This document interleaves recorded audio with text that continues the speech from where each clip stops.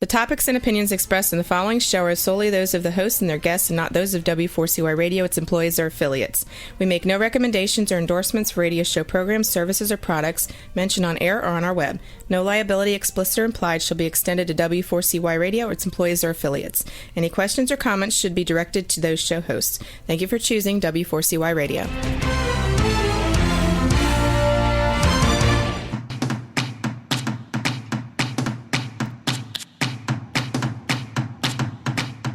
Hey, welcome back, everyone, to another Geeks, Geezers, and Googleization show where we talk with HR and business thought leaders about all the crazy shift going on in the world of work, HR, recruitment, and business. I'm your host, Ira Wolf, and I'm joined again by my co-host, Keith Campagna, and sponsors this week are JobVite and Success Performance Solutions.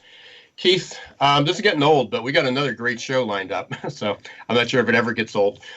Sometimes the stars seem to align. Just about 24 hours ago, I started to promote our guest. I was putting some information in, and I got a message back that he wasn't available. So as things have it, as I say, the shift hit my plans yesterday.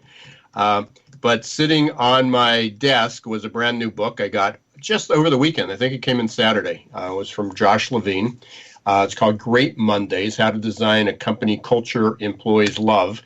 And it was just staring back at me. So I opened the book, and I don't know why it landed there. I guess it was just inevitable. It was meant to be. I landed on page 15, and you'll never guess what was staring back at me. Lay it on me. VUCA, V-U-C-A. Nice. Yeah. That's, for those who've been following me, you certainly know. I mean, that was my TED Talk a couple years ago. That's what I write about. That was the original purpose of the Recruiting in the Age of Googleization book. And even, last week at the Workforce Summit that we talked about. I mean, people just haven't heard about it yet. But it describes our work perfectly. So I sort of knew I had a new bro in my life. So I started to just flip through some other pages and immediately called Josh, and I said, I wanted to get Josh on this show, but we're basically scheduled through December. I mean, the earliest spots we had in January. So this just happened to open up, and so was so happy to have him, join us, and so we'll be bringing him on shortly. I know you'd be turning yourself inside out with this topic, especially after last week with talking with John Dame and the evolution of leadership and Workforce 2030. I also don't know if you saw this morning. One of the things that we're going to talk about, Josh, too, is just there's so many things going on in the headlines. This is just so perfect. The whole IPO blew up with WeWork. This morning headlines are that the Juul, the e-cig CEO is out. The eBay CEO is resigning. Forever 21 took a dump last week. They declared bankruptcy again. So I know just from a couple interchanges, Josh is just chomping at the bit to talk about these stories because he's got a really interesting correlation, which we don't see very often. We hear about the problems with company culture, toxic culture, but he's got some great insight into the valuations of these companies and company culture. So that's cool. But the other thing that happened this morning is SHRM just released their new report on the high cost of toxic workplace culture. Just came out this morning. Timing couldn't be any better. So I downloaded it. So yep. No big surprise. And it's on page 3 or 4. I forget where it is. We'll put the link up on the website for everybody to get it. But there's a couple statistics that they did. Interviewed a lot of people. 1 out of 4 people dread going to work. They don't feel respected or valued at work. The problem is that 1 out of 5 people actually leave their jobs due to workforce culture. So huge number. I guess the flip side of that is that the problem, it's bad that 1 out of 4 people dread going to work, but it's worse that some of them show up for work and you have them on your payroll. But it's true. Yeah, I mean, it is. It costs. Well, here's the cost. The SHRM report says that the cost of a bad culture is $223 billion with the B, billion in turnover. That's just turnover. Who knows what it is in lost productivity. So, I mean, the timing, the stars just couldn't align any better with Josh being here. And I'm sure he'll add a ton of insights. And by the way, I didn't get through his full book because it just happened yesterday, but I did get through about half of it, and it's just crazy. I mean, I've got this thing, so you know what my books look like. It's just crazy underlined, and so we'll be talking about it a lot. But you've had a busy week, So I got a question for you. I mean, you were flying high from the experience at Workforce 2030.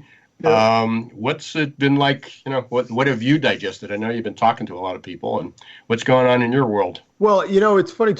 Workforce 2030 was an extension from my first SHRM keynote That's right. at the Greater Valley Ford SHRM event. So not only was I feeling really pumped up about the kind of work you and I have been doing after talking to everyone at 2030, but this again, the podcast seems to be just going step for step with us with what we're seeing in the marketplace. I mean, look at the perfect. First and foremost, the people that were at the Greater Valley Ford SHRM event were super nice, super welcoming, and the feedback I got was just very humbling in terms of the way my message is felt. And the truth of the matter with life-work integration, my hope is to give people inside organizations the insight that they can actually change the way they manage stress. Stress doesn't have to be a bad thing. As a matter of fact, it could be a very good thing if you know how to use it right. And when we talk about all of these crazy things going on, the disruptions, the changes, the IPO ebb and flow of the world, so to speak, I sit back and I wonder, at the base element, it's about people.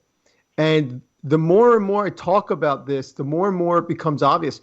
People aren't at all ready for the kind of change that's going to be sitting on their lap. And if for some of us, it's already sitting on the lap, and it's really hard. And so to think that we could talk with Josh and we could talk with, the leaders from 2030 and Workforce 2030, and be able to just have this crazy conversation about the dynamics. I just sit back and listen. We get a chance to talk about this stuff every week, and I can't help but just be quiet and listen because it's fascinating to think about what is going to come. And that's why I'm excited to have Josh on the podcast today. Serendipity or not, this guy knows what's coming. And we've got all these crazy changes. We have all these massive disruptors coming in, and those are the external forces. I'm wondering what Josh thinks about as it relates to the state of the workforce internally. You mentioned 1 out of 5 people will leave. One of those other 4 remaining employees are probably toxic. What about the other 3? What are organizations doing to make sure that those 3 turn into leaders, or at least don't go toxic on them? Yeah. Those are the things I'm curious about. Yeah, well, and I think that's what we're going to be talking about today. Just one more thing before I do that, just to tell you how crazy the world is. And, you brought up how fast things are changing, happens faster. Just minutes before we started to record here, I had just checked one more time my emails, make sure that everything was going right, and got a notice that McDonald's, I've been talking about voice-activated search, voice-activated job descriptions. I said, somebody's going to be able to go, hey, Alexa, please apply for a job at Success Performance Solutions or at Keith Companion's company or at Great Mondays. Just this morning they released, McDonald's has a Alexa voice-activated job application. Yep. And so people still don't even know what it is. And they go, I hate that Alexa. Well, get used to this stuff. So before we bring on Josh, is definitely want to get there. 2 quick reminders. We are live today. We're recording live, so you can call us at 561-623-9429. That's 561-623-9429. Or you can go to www.w4cy.com. Listen live. You can chat with us there. Just join us. However, or everybody can listen on the podcast afterwards. One other thing, Josh was gracious enough to give us a couple free books. So I set up a contest, and if you text GGG, that's for Geeks, Geezers, Googleization, just 3 Gs, to 64600, you'll be entered into a contest. And over the next few days, those winners will be announced.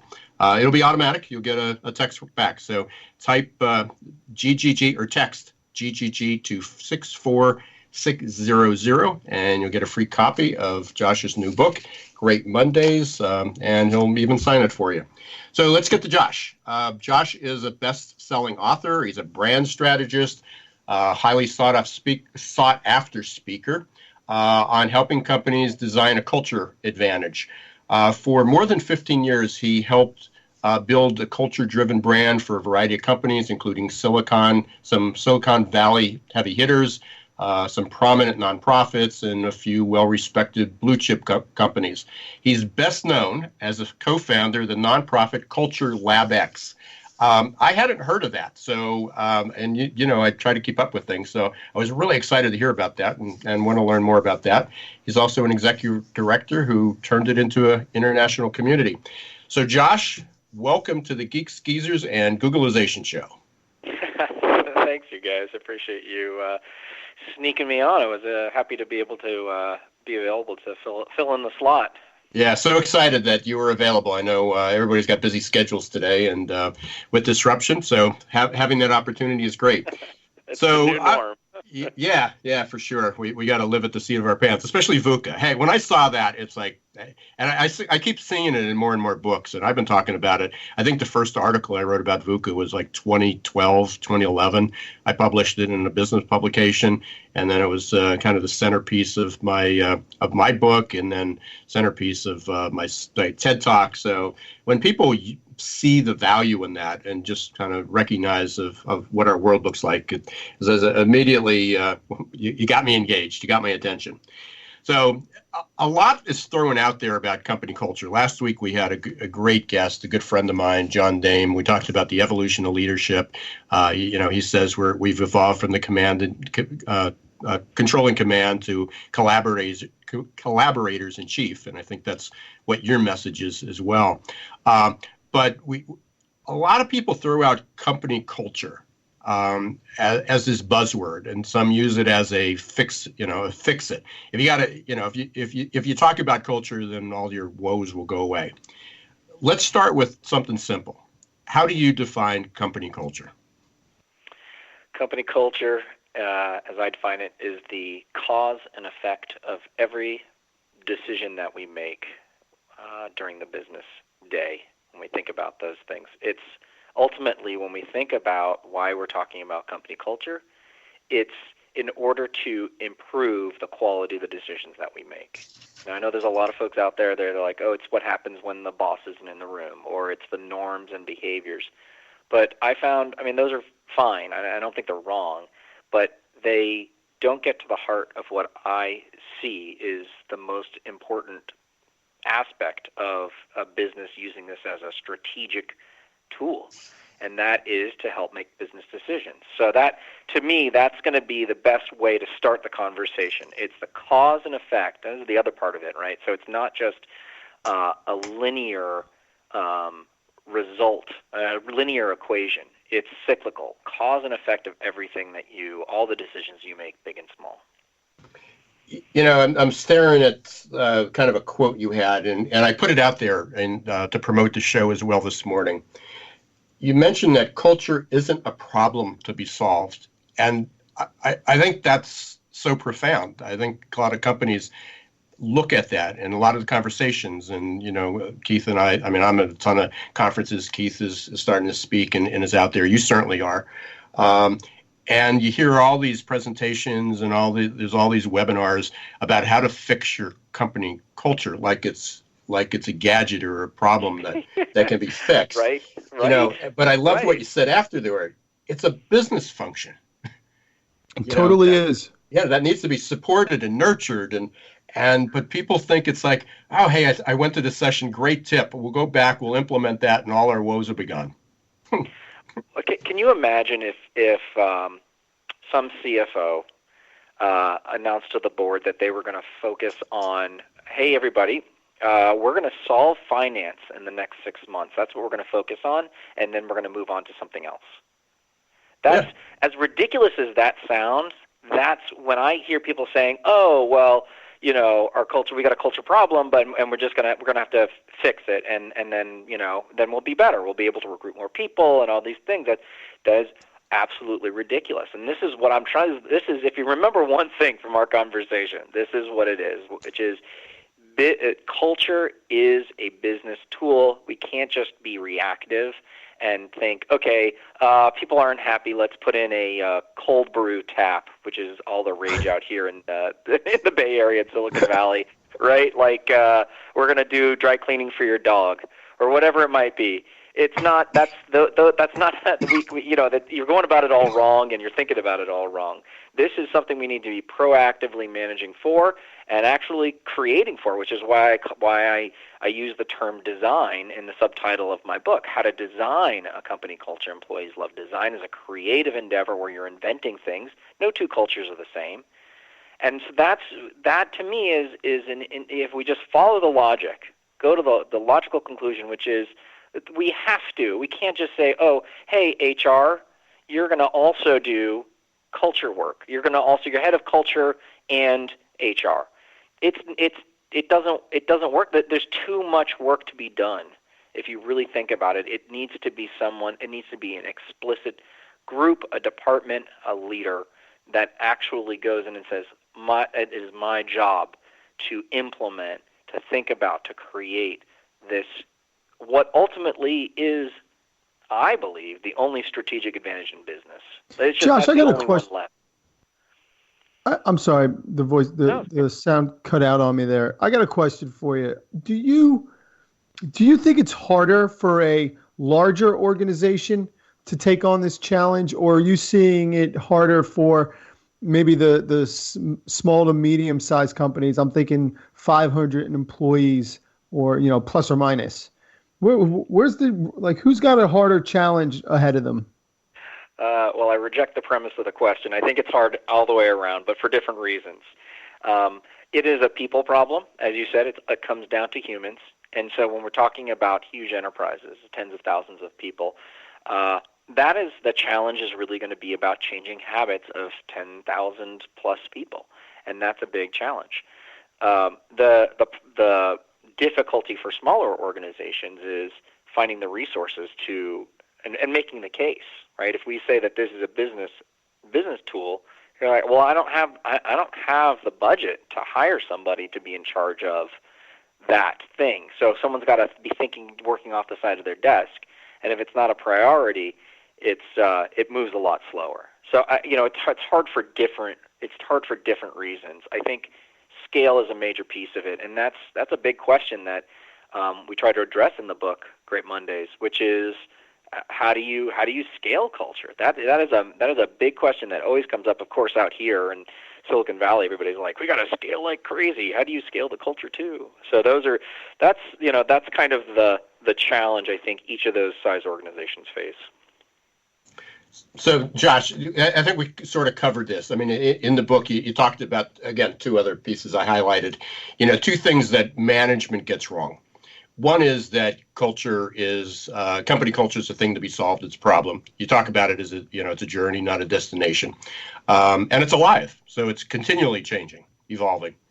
But the other part is you talk about whose job is it, and it seems to miss. And you talk about that it's a job of leaders, or you mentioned, not that that's the correct, but that's some people say, well, it's management's job to set the culture, or the leader sets the culture. Whoever the boss is the culture. And yet it seems, especially in the SHRM HR world, that HR thinks, or management looks at HR and go, well, it's your responsibility to make sure everybody's on board. Yeah. Yep. Whose job is it? It's everybody's job. It's too big of an entity to rely on any one piece.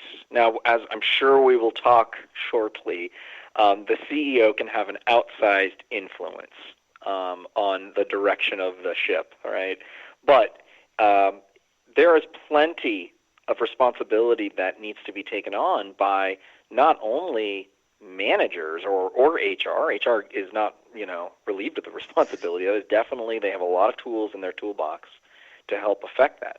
But it's also the managers. It's also the rank and file, the associates, the people who are there day to day. It's not just like, okay, well, the culture sucks, and we're just going to wait for someone on leadership to say, okay, it's time to change. No, it'll never work that way. One of the big quotes I have in the book is I'm misquoting Gandhi, which is, you got to be the culture change you want to see in the world. And if your executive team isn't doing it, or is not doing it in the way that you think should be done, then you have a responsibility to do it for your group. And you need to be kind of a fractal of that. You need to be someone who says, look, this is how we're going to work here. We're going to improve it here. Now, it's not easy, especially if you've got a CEO going in another direction. That makes it a little bit harder. Those are headwinds. But it doesn't mean that it's impossible, and it's something that you can actually change in your own sphere of influence.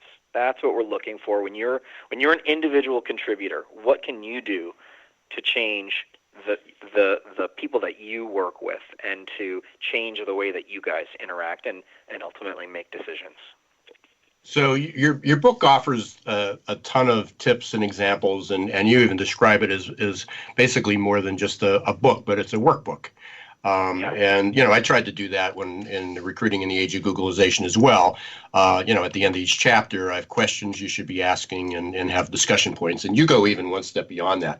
So if we take your last example, so, you're in a culture that may not be optimum, it may not be toxic, but it may not be optimum. And you as an individual want to change some things. Can you give an example of what someone can do to, other than just, again, change their mindset and put their head down and kind of plow through it? What are some things that they can do? Well, the book goes through six key components. I mean, this is one of the things that I'm trying to provide, right? Not just the idea that it's a business tool, but here's some levers that you can pull. So there's 6 key components, and the first 2, I think, are where you wouldn't think that you'd be able to on smaller groups and smaller orgs, but you absolutely can, which is define your purpose and write your values. Now, purpose is at any scale. You can do it as an individual, you can do it for your small team, you can do it for a business unit, and you can do it for a company. Purpose is your North Star. It's your why. We all know Simon Sinek and Start With Why. This is how you get to your why, and there's an exercise in there talking all about it. Why are you showing up? Why are you in business beyond making money? Why do you wake up every day? What is it that you're doing? And this is such a critical question. So if we're thinking about, hey, we're just we're an HR team here. Why are you guys? What is the purpose of the team in the context of the organization? So that's the first thing, and you just wouldn't think to do that, but that's going to be a really important piece of it, because ultimately, when you've got those 5 people you were talking about at the beginning, you're like, one's disengaged and one's probably going to leave. You've got your 3 other people, so you've got the 5 people, and they're like, at least 2 of them are going, what the hell am I doing here? So you may not stop them from leaving, but let's define that. Let's figure out why. Why are we here? Because that question's going to come up. Now, your values are your how. Your values are the guardrails about how you're going to choose to do your work. And the powerful thing about this, you guys, is that when we're on the same page about what is important and what we're shooting for and what we're aiming for, it's going to create a little more cohesion, and we're going to have agreement and alignment around how we work. They're guardrails, so you can say, hey, look, the way that we went about that last project, or if I'm asking you to help me with something and this is the response I got, we agreed that these 4 or 5 values were how we were going to work. This is what we've been working on, and that didn't really work for me. Let's have a conversation about that. It's a starting point.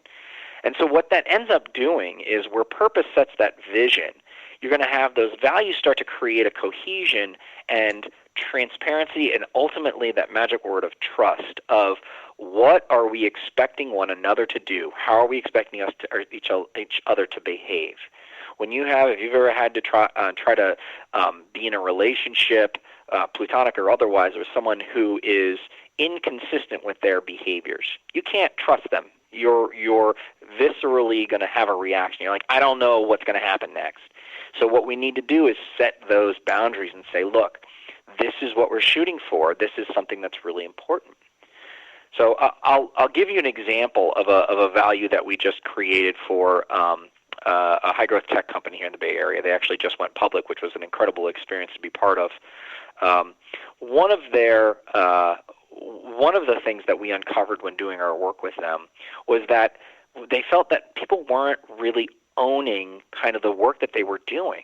They didn't really either own the mistake or own the work. There wasn't a culture of ownership, and that was problematic for them. And so what was one of the things that surfaced, of course, a lot of things surface, and we work with them to really make sure they have 5 or less. You can't have more than 5 values, so that's one of my immutable laws here of values. You can do 3 to 5. That's the goal. So one of the values that came up was this idea of act and own, and acknowledge, and it means acknowledge and own. And act and own, the reason why that's so magical is because it actually connects with their product. And their product is a tool for developers when they get an emergency call that it's like, hey, your website's about to go down. You have to push this button that says, I got your message, and I'm going to do something about it. And so it connects with that idea. And everybody rolled it out. Everybody went, oh, I know exactly what you mean. This is what we're going to do. So now you can have this conversation with your teammate and say, hey, look, this went wrong. What happened here? And you can have an honest and trusting, transparent conversation about ownership and acknowledging that.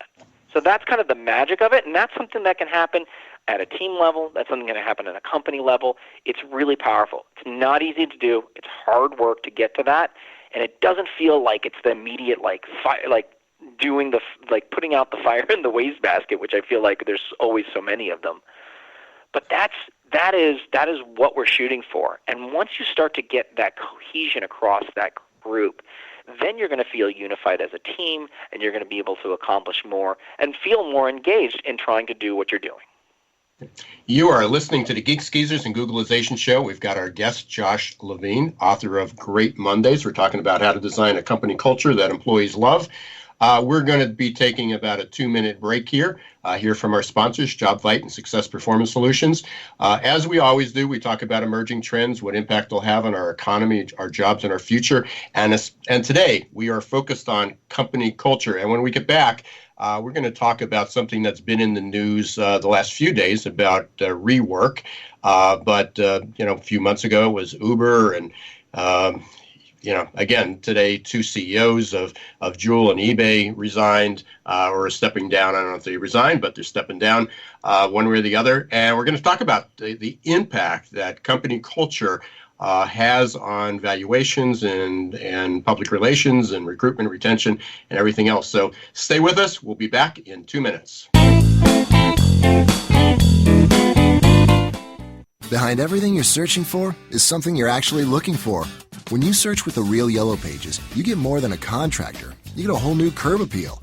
It's not just getting directions to a dry cleaner with YP.com. It's rescuing an old favorite from the back of the closet. And it's more than finding a locksmith with YP.com on your mobile. It's getting to sleep in your own bed. Whatever it might be, there are more ways to search and more ways to find exactly what you're looking for with the Real Yellow Pages, YP.com, and YP.com on your mobile, only from AT&T. What's up, everyone? This is Keith from the Geeks, Geezers, and Googlization Show, powered by JobVite. JobVite knows career paths are made by people, not by open job requisitions. JobVite's platform ties recruitment marketing directly to applicant tracking and onboarding, creating continuous candidate engagement that effectively connects recruiters with qualified passive candidates. Used by over 50,000 recruiters placing over 1 million jobs, JobVite's platform impacts every company in every industry. Check us out at jobvite.com. Hi everyone, this is Ira Wolf, author of Recruiting in the Age of Googlization. I'm excited to announce that my online course, Recruitment Marketing for the Accidental Recruiter, is open for business. This course is the culmination of a 2-year-long project and releases recruiting tips I've learned after hundreds of hours of research, speaking with thousands of conference attendees, and interviews with dozens of experts. It's all available to you in Recruitment Marketing for the Accidental Recruiter. To receive more information or get started, visit our website at www.successperformancesolutions.com and click on the tab Recruitment Marketing for the Accidental Recruiter.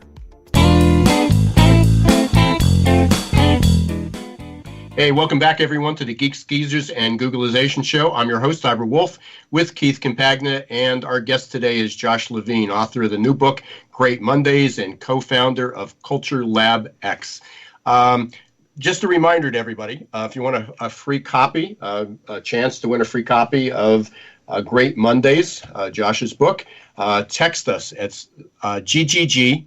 Just 3 G's for Geeks, Geezers, and Googlization, GGG to 64600, and you'll be entered into a contest. We're also live, and you can call us at 561-623-9429, 561-623-9429. Keith, I think you had a question. I did, but then I forgot what it was going to be, but I'm pretty sure that I could come up. My curiosity really has a lot to do with what's he seen out there? Like, Josh, when you're out there and you're because you and I kind of speak the same language, but I'm curious from the Silicon Valley perspective, how are companies responding to the message? Because I'll load the deck a little bit here for you. In my experience, people are tying culture into HR, and I simply love how you're separating them. It's almost like 18, 20 months ago, we were talking about. It seemed like the world was ready to accept that talent acquisition needs to be removed out of HR. And now we're talking about culture being a business unit of its own, so to speak. But are you seeing companies buy into that? You know what? It's not yet, not yet. And I'll tell you why. I think my hypothesis is that they're just not ready to commit to it yet. This is kind of a resourcing question. And so what I'm pleased about is seeing that more companies are taking culture seriously. And they might even have some culture roles, which is, I think, the big signal. And when they're starting to, this is for me a prediction. It's almost an inevitability. We have to. HR has so much responsibility anyways. Like, really, we need to give up something else that's like this naughty and complex. It's just almost impossible. So I'm happy to say that we're seeing a lot of roles that actually have culture in the name. Most of them still sit within HR. I think we're going to see, like you said, in the next maybe 12 or 18 months, we're going to see some of these companies start to move them out of HR and become its own related. But its own function. Yeah, I agree, and it's interesting because almost like the way talent acquisition played out, you look at the talent marketplace, and I always mention how every company in the world basically has a recruitment challenge, which means that every company in the world has a retention challenge. And the winner of the game, I think, is the one who takes care of people, because good news will travel fast, and you'll get the best people. And it's just, you wonder if the talent marketplace is going to set the timetable for this, or is it going to happen nonchalantly, pretty much like everything else in HR? Yeah, I don't know. I'm gonna amplify or build on what you were just describing about the retention and recruitment equation. My observation, and I don't know if you guys know this stat, but out here in the Bay Area, the average tenure is somewhere between 18 and 24 months. And if we talk about the turnover and how much that costs, and the acceleration of that, you're going to have all these highly talented people, and they're going to be sitting there for 12 months, and then someone else is going to say, hey, I'm going to pay you more. And so what we're going to see is this race to the bottom of retention strategies. We're going to see lower and lower ROIs. Now, I'm not saying you should not invest in retention strategies. You absolutely should. As a matter of fact, it should be part and parcel. Are you giving them meaningful work, right? What work are they doing? It's not like, stay for another 12 months and you'll get more money. It needs to be something, more inherent. But in addition to that, we're seeing a higher and higher rate of turnover.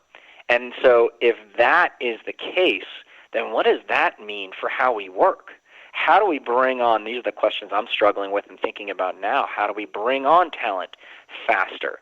How do we make sure that they come on and we say, hey, look, we know you're only going to be here. It's an implicit agreement, or making the implicit agreement explicit, which is we know you're only going to be here for a certain amount of time. Let's bring you on for a project, and then at the end of that, if you enjoyed working here, then maybe we can talk about it again. But we're going to soon, gone are going to be the days when someone goes, oh my God, our manager of da-da-da-da just left. What are we going to do? It ruins our whole product cycle. Like, how many times can we be surprised, honestly? And it's just speeding up. It's happening out here, and it's going to be sweeping across the country. I guarantee it. So there's two things I heard you say, Josh. One is appointing a chief culture officer does not solve the problem. Right? Not that problem. No, not that problem. Or it's going to help, but it doesn't. Yeah. So, and the other thing is, where I agree with you, and then I'll challenge you a little bit. Good. I think where companies are struggling on the retention side is that they don't have metrics. They arbitrarily think that if you keep somebody 4 years instead of 2, it's a better deal, and because they don't have the metrics. So the question is that if someone could institute a retention policy and say, if we keep each employee our top talent even 6 months longer, and that could right now that'd be an incredibly tough sell to say, listen, we need a couple $100,000 for a retention program, compensation, benefits, and put a new ping pong table in to retain people. Management's going to say, 6 months isn't worth it.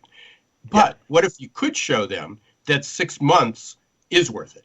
That there is a value to retaining employees 6 months longer. What's the impact of that? What does it allow to do for planning? What does it allow to do for succession, for bringing the next person in? So I think, some of the challenges in the culture just goes back to it's really never been measured, other than employee engagement. And there's studies that say employee engagement is absolutely tied to ROI, and some say it has no relevance at all. And I think that's part of the problem, and that's why I'm excited about that. I know Keith has heard me say this a billion times, and he's in that same space too. Is that this is where AI, this is where predictive analytics is really going to change the game. But first you have to get data to digitize the information about culture. Yeah. But with that, I we can spend all day on that subject alone. But I really do want to get, because it's in the news, it's headline news. So WeWork imploded this week, pretty much. They're going for the IPO, got a high valuation, it's the talk of the town, and all of a sudden, it's CEO's out, they pulled the IPO, valuations is tumbling. Now it's like, does it even have? Is there a future to WeWork? Right. So we not necessarily going on to, what's the value, because I know you have a sentiment, an opinion on the value of, remote work locations as a business model.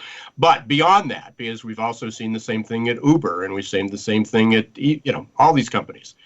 Yeah. Talk about it. Tell us what's on your mind.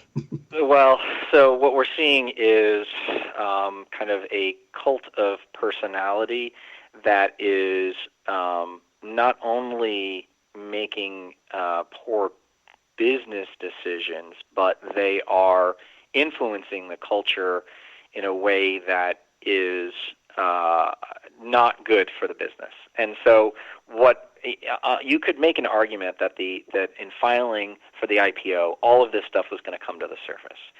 So there's been all these allegations around these crazy things that Adam Neumann, the former CEO of WeWork, has done, and he has this crazy lifestyle. But, one of the things that we've also seen is that when you have a charismatic leader, like that's what you need in order to get these crazy sky-high valuations, and to that's our theory. That's our almost modern great man theory, isn't it? Of these modern high tech IPOs. Yeah, Travis. You got Travis from Uber, right?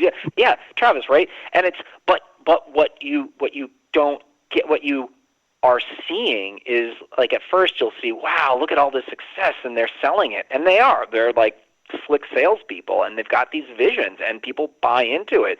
Adam was known for being this incredible visionary. People love to be near him. But then that success fueled that in a way that was unhealthy for the entire organization. He got way out over his skis, as they say. right? He's thinking to himself, "Oh man, we can do everything," and it's just like, and people filled that like, he was surrounded by people who said, "Yeah, absolutely, we should do that," because the company was soon going to be worth $47 billion. But so you've got a confluence of factors. You've got the basics of the business model, not that have been found to have been a lot of holes in it, and you've got this kind of ill-advised behavior, which is, he's been enabled to do this, but he's also leading these people who believe it, and just these incredible sort of hypocritical behaviors of laying off a third of the workforce, and then after making that announcement, passing around shots of tequila and holding a concert like immediately. Right, so you have this sort of mixed messages, and it's just so problematic, right? You all of a sudden are like, what is happening here? This is, I think, goes right back to what we were talking about, trust, and like, what are the things that he's just making poor decisions, and so it is all of these things that are coming together, and it's like, this is not how business should work. We need to be looking at the governance, but also it's like these business leaders are setting the tone for what the organization should be, and if they are if they don't have any reason to be hemmed in at least a little bit, you're going to you just see this. I would say this was an anomaly, right? This guy was just crazy. He's on his own, but we're seeing it again and again and again. Yeah. It's crazy. I mean, it's crazy. Yeah, for sure. So what we were just talking about, falls so well in line with our guest last week, John Dame, and he's actually has a conference coming up in a week or so, and I'm going to recommend him. I'm going to connect you two, because he brings in some really top speakers, and you're talking right up his alley. I mean, this is his life. In fact, I added him to a lot of the posts I had today, for him to get attention and to know what we're doing. But he talks about, he always points to the Gallup poll, what employees want, and they want trust, compassion, stability, and hope. And how compassionate is it to kind of lay off a third of your workforce and then have tequila blasts and a concert? It's like, how compassionate is it to start to lease your own company, the buildings that you own, and then sell the rights to the name We Company back to the company for $6 million. I mean, he's clearly. It's an outlier. There's a degree of narcissism in there, and whatever. So hey, I've got a. So part of it is you're talking. I spend a lot of time with you spend a lot more time in the startup world than I do. But about 15 years ago, I actually chaired a group in our region, entrepreneurial group, and we brought some startups and VCs into the area. Central Pennsylvania really wasn't known as a hot spot for that, but. So I learned the difference, early stage, you got these visionaries and great ideas and inspiring, and everybody jumps on the bandwagon. But then, going to late stage and converting it into a sustainable model is often tough. But there's a chapter in your book, and I just want to point this out, or I think it's a chapter, it might just be an exercise, that you talk about writing your company's obituary. Is this something, I mean, it almost seems like if I was counseling and coaching and consulting with a lot of startups, these that were growing at the rate of as the Ubers and the reworks, that I would say, let's sit down and write your company obituary. Is that how that was intended? The goal of the obituary exercise, and it's gotten a lot of attention, mostly because it's so heretical in its premise, which I love, and a lot of executives will flinch at. They're like, this is the opposite of what we're trying to do here. I don't even want to poison people's minds with this. Right. The point is to get out of the day-to-day. As business leaders, we are guilty of being really caught up in and incentivized to pay attention to short-term gains. That makes sense. We got to land the thing this quarter or this year. And in order to actually understand the context in which we're working, the reason we're doing this, we need to step back. And what we find with our clients, and when I work with these executives, I give them permission. I say, look, this is just an exercise. We're just going to pretend. It doesn't even matter. What I want to know is why your company mattered. What will you be remembered for? That question is what gets to the heart of the essence, the intent of the organization. What are we trying to do for the world? And that is the purpose. That is the North Star. And so obviously there's some incongruency with how the downfall of possible downfall of WeWork here, and like the aspirations of a North Star. And this is clearly not what we would have written for them. It is meant to be an exercise to say, look, if you let go of all of the little bits and pieces, and your obituary was written, they ain't going to write about how much money you made. It's just not going to matter. What's going to matter is how you made a difference in the world. Yep. The money is only the symptom. It's only the proof that you did that. And that's how we anchor that. So for startups that are really just looking to get the money and then sell it off and have a 3-year legacy and make a lot of money, then that's probably not good. But other people who do see a vision, that they do want to change the world, that they do have a purpose, then even at an early stage, maybe even part of the business plan is writing your company's obituary, whatever you want to call it, the purpose. Hey, as always, we get great guests and we just run out of time. We are a couple minutes from the close here, so I want to give you a couple opportunities. One is how can people get a hold of you? Certainly talk about the book, and just a reminder for those who want a free copy of the book, text GGG to 64600. That's GGG 64600. How can they get in touch with you, Josh? And then what's your kind of closing message? And you got about 2 minutes. Yeah, absolutely. I'm open to conversations. People can find me on LinkedIn. They can also head over to our website, greatmondays.com. We've got a lot of information, and all those tools, those exercises that you mentioned, are free to download from the website, so you can check that out. The book is available on Amazon. And, my message is really to say that culture isn't something to be reacted to. It's a proactive business tool that we need to get serious about measuring and managing. It is going to be the only sustainable competitive advantage in business for the 21st century. It's the only thing that no one can sue you for. They can't steal it from you. They can't copy it. It's yours and yours alone. And in the war for talent, when people are swapping companies, going back and forth, your culture is the only thing that you're going to be able to hang on to, and that's why it's so incredibly important to prioritize this skill.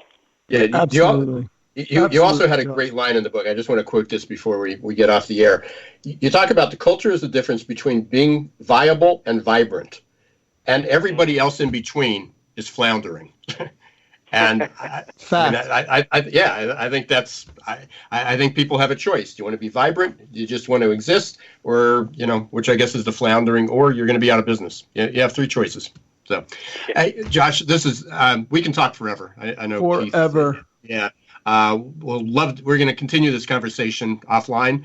Hopefully we can have you back as things progress. We're going to be doing a couple panels in the next year, bring some people together, some of our guests, and talk about things such as culture.